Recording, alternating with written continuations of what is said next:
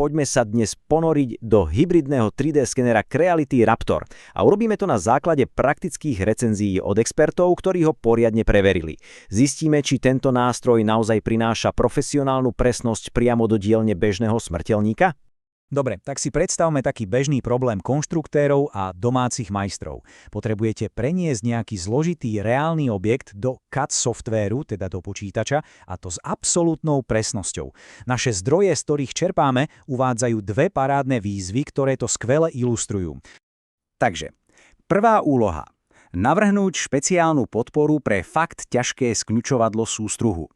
Viete si predstaviť to ručné meranie všetkých tých zložitých tvarov a uhlov? Bola by to neskutočná piplačka a trvalo by to celú večnosť, kým by ten diel dokonale sadol. A ten druhý projekt, no, ten bol ešte o kúsok zložitejší. Išlo o to prerobiť prenosnú klimatizáciu z dosť neefektívneho jednohadicového systému na oveľa účinnejší dvojhadicový. A to si vyžadovalo vytvorenie krytu, ktorý by absolútne presne pasoval okolo všetkých tých nepravidelných kriviek a montážnych otvorov. Aby sme v tom mali poriadok, toto je naša dnešná cesta.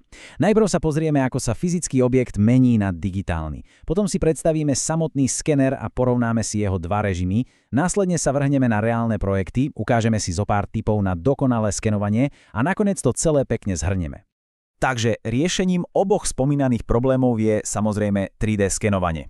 Je to proces, ktorému sa odborne hovorí reverzné inžinierstvo a v podstate nám umožňuje zmapovať fyzický svet do digitálnej podoby s presnosťou na mikrometre. A nástrojom, ktorý si dnes vezmeme pod drobnohľad, je Creality Raptor. A prečo práve tento? No, pretože na tom bežnom spotrebiteľskom trhu je to tak trochu unikát. Sľubuje totiž funkcie, za ktoré by sa normálne platili oveľa väčšie peniaze v profesionálnej sfére. A čo je na ňom také špeciálne? No, je to tzv. Hybridný skener. A to jednoducho znamená, že v jednom tele kombinuje dve úplne odlišné technológie. A verte mi, v tejto cenovej kategórii je to naozaj niečo výnimočné. Poďme si teda rozobrať tie dva režimy, pretože každý sa hodí na niečo úplne iné. Na jednej strane máme modrý laser. Ten poskytuje absolútne špičkové detaily a presnosť, takže je ideálny pre strojné diely. Ale vyžaduje použitie špeciálnych reflexných značiek. A potom je tu režim blízkeho infračerveného žiarenia, skrátene NIR. Ten je oveľa rýchlejší pre veľké objekty a čo je super, často si poradí aj bez značiek. Vďaka tomu je skvelý napríklad na skenovanie ľudí. Dobre, teória je za nami. Poďme sa pozrieť, ako tieto dva režimy obstáli v reálnych testoch. Porovnáme ich pekne vedľa seba na príkladoch priamo z recenzií. Začnime s modrým lázerom. A tu prichádza jedno z najväčších, ak nie najväčšie prekvapenie od expertov. Tento režim totiž dokázal skenovať aj lesklé opracovalé kovové diely bez akejkoľvek potreby matujúceho spreja. A kto s tým už niekedy pracoval, vie, že toto je obrovská, ale naozaj obrovská úspora času a práce. A tento citát od recenzenta Tima to dokonale vystihuje. Hovorí, že detail a presnosť boli naozaj o level vyššie na pomery spotrebiteľského skenera. A on ho neporovnával len s inými lacnými skenermi, ale zdôraznil, že kvalita z modrého lasera Raptora je jednoducho o triedu vyššia, než na čo sme v tejto kategórii zvyknutí. A toto porovnanie to ukazuje asi najlepšie.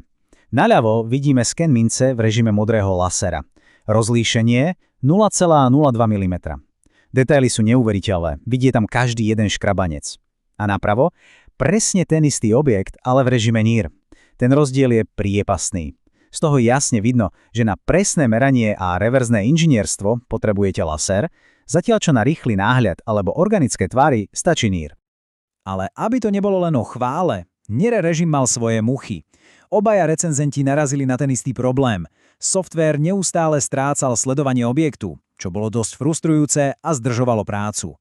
Našťastie tlačidlo späť často zachránilo situáciu, takže sa aspoň nemuselo začínať úplne odznova. Dobre, teórie a testovania bolo dosť. Poďme sa pozrieť, ako sa tieto digitálne dáta premenili na reálne, funkčné diely. Vraciame sa k našim dvom pôvodným inžinierským výzvam. Celý ten proces od skenu po hotový diel má 5 kľúčových krokov. Začína sa samozrejme skenovaním, ktorým získame tzv. Mračno bodov. To sa potom spracuje a vytvorí sa z neho 3D sieť alebo mesh, čo je v podstate digitálna kostra objektu. Táto sieť potom slúži ako ultrapresná predloha pre modelovanie v CAD v softvéri. A nakoniec výsledný diel sa jednoducho vytlačí na 3D tlačiarni. A toto je ten najdôležitejší výsledok zo všetkých. Oba projekty, aj tá podpora pre sústruh, aj ten kryt pre klimatizáciu, dopadli na výbornú. Diely navrhnuté podľa skenov sadli na svoje miesto úplne dokonale a čo je najlepšie, hneď na prvý pokus. A to je ten konečný dôkaz, že presnosť tohto skenera naozaj stačí aj na náročné inžinierské úlohy. Keďže už vieme, že to funguje, poďme sa pozrieť, ako z tejto technológie vyťažiť úplné maximum. Zhrnuli sme tie najlepšie tipy a triky priamo od expertov, ktorí skener testovali v praxi. Príprava je absolútny základ. Poprvé, treba mať poriadne výkonný počítač, ideálne s dedikovanou grafickou kartou, inak sa budete trápiť. Po druhé, treba použiť dostatok značiek a rozmiestniť ich náhodne, nie v nejakej pravidelnej mriežke. Je tiež kľúčové diel poriadne zafixovať, aby sa počas skenovania ani o kúsok nepohol. A taký malý trik, na úplne hladkých povrchoch pomôže vytvoriť umelé záchytné body, napríklad z kúska plastelíny alebo maliarskej pásky.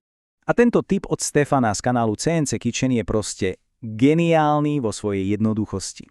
Hovorí, zvyčajne ukradnem dcere trochu plastelíny, ktorú podložím pod diel, aby som sa uistil, že sa nepohne a nebude sa kývať. Je to presne ten druh triku z praxe, ktorý môže zachrániť hodiny práce. Teraz si rýchlo ujasníme dva dôležité pojmy, ktoré si ľudia často mýlia. Prvým je rozlíšenie. To veľmi zjednodušene znamená, aké malé detaily dokáže skener vidieť a zaznamenať. A druhým, nemenej dôležitým pojmom je presnosť. Tá nám hovorí, ako verný je náš digitálny model v porovnaní so skutočnými rozmermi fyzického objektu. Raptor sa chváli metrologickou presnosťou, k čomu mu pomáha aj veľmi stabilná sklenená kalibračná doska, ktorá sa nedeformuje. A toto je absolútne skvelá analogia zo sveta 3D tlače, ktorá to vysvetľuje dokonale. Rozlíšenie je ako priemer trysky na tlačiarni. Určuje, aké jemné detaily viete vytvoriť. Ale presnosť je ako kalibrácia celej mašiny. Tá zaisťuje, že celkové rozmery dielu budú správne. A toto je kľúčové. Môžete mať super vysoké rozlíšenie, ale bez presnosti bude váš diel síce plný detailov, ale rozmerovo úplne na nič. Dobre, prešli sme si technológiu, prax aj tipy. Blížime sa k veľkému finále. Poďme si teda zhrnúť všetky zistenia z oboch expertných recenzií a vyniesme finálny verdikt. Oplatí sa teda Raptor? Takže, ako to vyzerá? Na strane plusov je jednoznačne špičkový detail a presnosť modrého lasera a tá úžasná schopnosť skenovať lesklé kovy bez spreja. Na strane minusov je to frustrujúce sledovanie v NIR režime, softvérová chyba, ktorá občas spôsobuje deformáciu okrajov a trochu krátky kábel. V skratke, hardware je vynikajúci, ale softvér by si zaslúžil ešte trochu lásky a doladenia. A na záver tu máme takú otázku na zamyslenie. S príchodom takýchto výkonných a relatívne dostupných hybridných skenerov, ako je Raptor, nie sme náhodou svedkami momentu, kedy sa technológia kedysi vyhradená len pre veľké priemyselné firmy stáva bežne dostupnou pre každú dielňu. Zdá sa, že reverzné inžinierstvo už naozaj nie je len pre profesionálov.